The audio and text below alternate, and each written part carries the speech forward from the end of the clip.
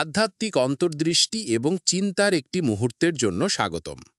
আজ আমরা আশুরার গুরুত্ব নিয়ে আলোচনা করব, যা ইসলামের ইতিহাসে অত্যন্ত ফজিলতপূর্ণ ও তাৎপর্যপূর্ণ একটি দিন। মুহররম মাসের ১০ তারিখে পালিত হয় আশুরা, যা প্রতিটি মুসলমানের হৃদয়ে এক বিশেষ স্থান দখল করে আছে। আমাদের প্রিয় নবী মুহাম্মদ সাল্লাল্লাহু আলাইহি ওয়াসাল্লাম শুধু আশুরার রোজা রাখতেন না, বরং তার সাহাবীদেরও এই বরকতময় আমলটি পালনের জন্য উৎসাহিত করতেন।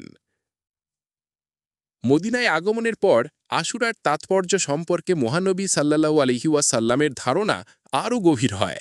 সেখানে তিনি ইহুদি সম্প্রদায় থেকে জানতে পারেন যে তারা এই দিনে রোজা রাখে একটি ঐতিহাসিক ঘটনাকে স্মরণ করে, যে আল্লাহ তাআলা ফেরাউনের অত্যাচার থেকে হযরত মূসা আলাইহিসসালাম এবং বনী ইসরায়েলীদের মুক্ত করেছিলেন।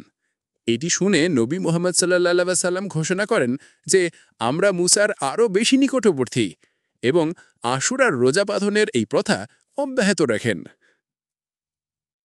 বর্ণিত আছে যে নবী মুহাম্মদ সাল্লাল্লাহু আলাইহি ওয়াসাল্লাম আশুরার রোজা কখনো ত্যাগ করেননি, বরং এটি কয়েকটি নির্বাচিত আমলের মধ্যে ছিল যা তিনি ধারাবাহিকভাবে পালন করতেন। এর মধ্যে ছিল জিলহজ মাসের প্রথম দশকে রোজা রাখা, প্রতি মাসে ৩ দিন রোজা রাখা এবং ফজরের নামাজের আগে ২ রাকাত নামাজ আদায় করা। আশুরা রোজা রাখার অন্যতম গভীর ফজিলত হল এই বিশ্বাস যে যারা এটি পালন করে, আল্লাহ তার সীমাহীন রহমতে তাদের পূর্ববর্তী ১ বছরের গুনাহ মাফ করে দেন।